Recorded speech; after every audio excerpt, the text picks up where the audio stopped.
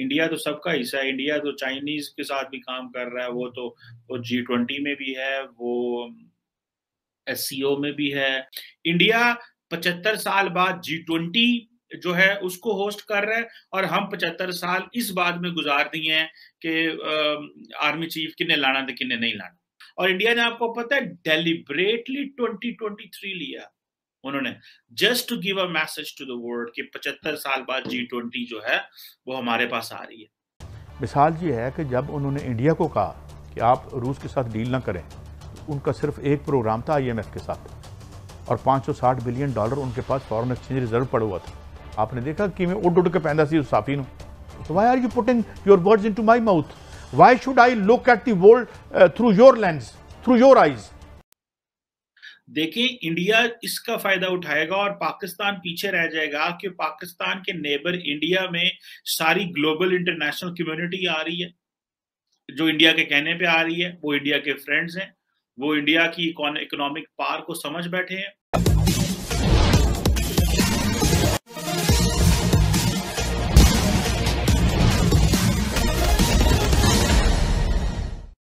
Uzbekistan की राजधानी समरकंद में SCO की बैठक अभी शुरू होने ही वाली है कि उसके पहले भारत को G20 देशों का अध्यक्ष अगले साल के लिए नामित कर दिया गया है। यह चीन और पाकिस्तान दोनों के लिए एक बड़ा झटका है। इस संबंध में आगे की चर्चा सुनते हैं। इस तरह की बातें हो रही हैं।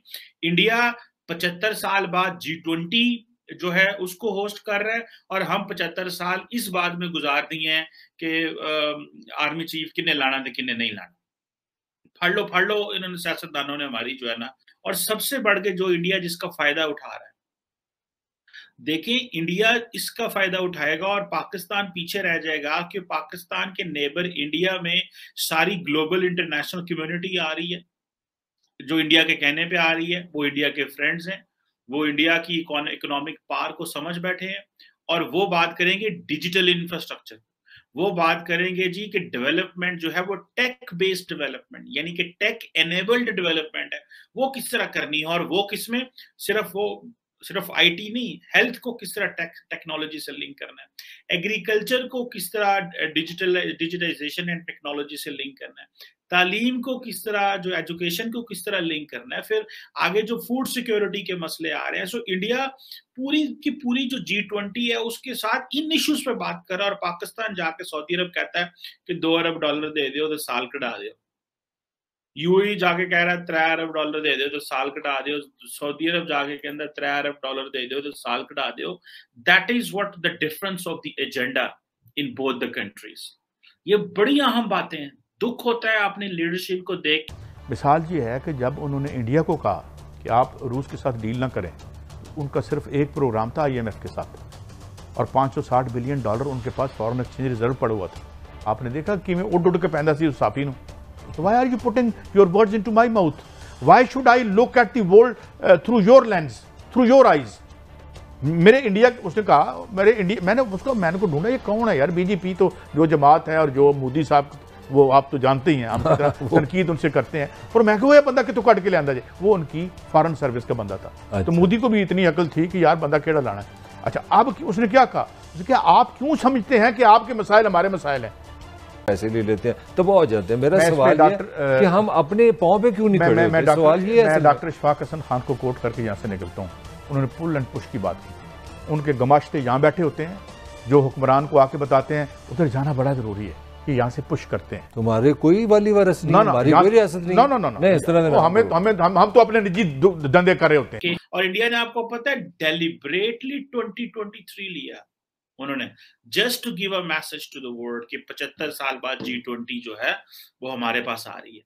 उन्होंने, आई थिंक अर्जेंटीना नहीं है, आई थिंक इंडोनेशिया, मुझे याद नहीं किसी मुल्क से उसकी था ये, I think may be Indonesia का, इसको रिक्वेस्ट की कि ये हमारे 75 ईयर्स होने पर। सो इमेजिन करें कि जब यूरोपियन यूनियन वहाँ आएगी, जब अर्जेंटाइन आएगा, वहाँ पे Australia, Canada, China, Italy, Japan, south Korea, Mexico जैसे बड़े मुल्क, सऊदी अरब, टर्की, जो मुसलमान भी मुल्क भी आएंगे, जिनको सारा टाइम हमने ये कहा है कि नहीं इंडिया साड़ा दुश्मन है, तो तुसी जरा इन्हें खींच के रखो, कम हौला ना पवे। उनको भी पता है कि हमें किससे डील करना है। और क्या करना है। सो और जाहिर बात है जो G20 है that accounts for 85% of the global GDP. जो ग्लोबल जीडीपी है उसका 85% तो ये मुल्क है, 75% ट्रेड तो यहाँ पे होती है। सो दुनिया की 2/3 पॉपुलेशन इसमें है। सो अब देखें दुनिया की जो 85% जो जीडीपी है, 85% जीडीपी जो है वो तो सारे इंडिया के पास आ रहे हैं दुनिया की टोटल, और हम दूसरे 15% में आते हैं जो कि इससे बाहर है। अग्गू तुम हिसाब ला लो, इंडिया तो सबका हिस्सा है। इंडिया तो चाइनीज के साथ भी काम कर रहा है, वो G20 में भी है, वो SCO में भी है, वो क्या उसको बोलते हैं, वो ब्रिक्स में भी है, वो G7 में भी उसको बुला लेते हैं, उसको तो हर जगह बुला लेते हैं। असा एक अद्धा रखे है बस SCO चाइना की मेहरबानी उन्हें सानू पा लिया विच, उन्हें कहा इंडिया आ रहा इन्होंने भी नाल ले लो, चलो कल वोटां दे विच साडे हक च पाकिस्तान वोट पा देगा, दैट्स इट। लेकिन क्योंकि हम SCO को इतना टाइम नहीं देते, क्योंकि तो जो निकलना कख नहीं। सेंट्रल एशिया हम SCO की वजह से पहुंच नहीं सकते क्योंकि अफगानिस्तान के हालात खराब है।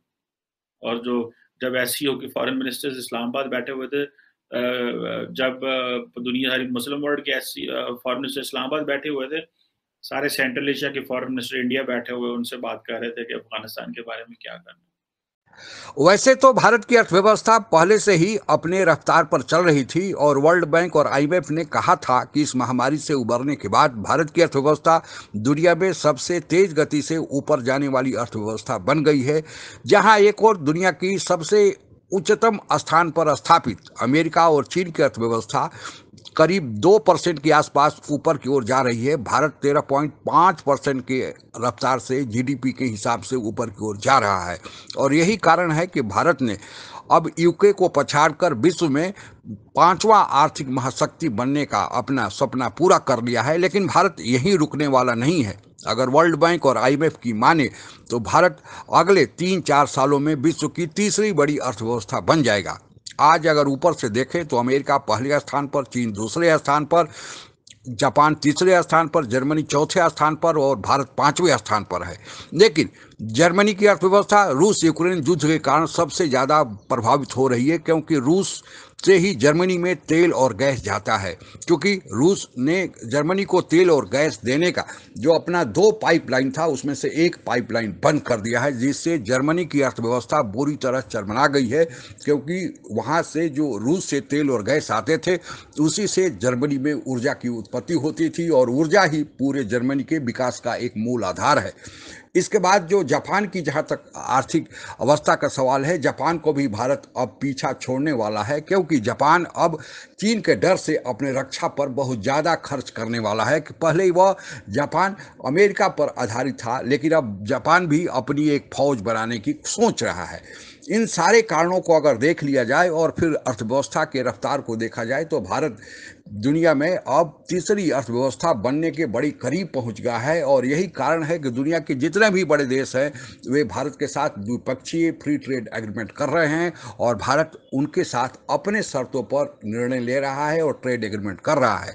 SCO की बैठक जो उज्बेकिस्तान की राजधानी समरकंद में होने वाली है, इसमें अमेरिका के गुट वाले देश नहीं है। इसमें अधिकतर वही देश है जो भारत के इर्द गिर्द है, जिसमें रूस है, चीन है, ईरान है और पाकिस्तान है। इन सारे देशों से भारत की तो बनती है, भारत के संबंध सामान्य है। हालांकि चीन और पाकिस्तान से दुश्मनी भी है, लेकिन उधर ईरान और रूस से भारत की बनती भी है। लेकिन जो G20 के देश हैं वे सारे अमेरिका और अमेरिका के सहयोगी देश हैं और वे सारे देश अब भारत को अपने अध्यक्ष अगर अगले साल के लिए मानते हैं तो यह स्वाभाविक है कि भारत अपने हित के लिए उनके साथ बैठकर निर्णय लेगा और यह भारत की अर्थव्यवस्था के लिए, भारत के विकास के लिए, भारत की रक्षा शक्ति के लिए एक बहुत बड़ी बात होने वाली है। इससे चीन और पाकिस्तान दोनों चौकन्ना हो गए हैं कि आखिर भारत ने ऐसा क्या कमाल दिखा दिया कि एक तरफ वह चीन, रूस और पाकिस्तान, ईरान के साथ भी बैठ रहा है और दूसरे तरफ अमेरिका और उसके सहयोगी देशों के साथ भी बैठ रहा है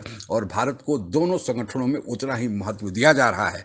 और यह भारत के लिए एक और अच्छी बात है कि भारत अपनी स्वतंत्रता का 75वां वर्षगांठ मना रहा है। उस समय ऐसे आयोजनों को अपने यहाँ आयोजित करना और ऐसे महत्वपूर्ण पद पर भारत को बैठाया जाना, यह हमारे लिए बड़े गर्व की बात है। आज के लिए बस इतना ही। जय हिंद।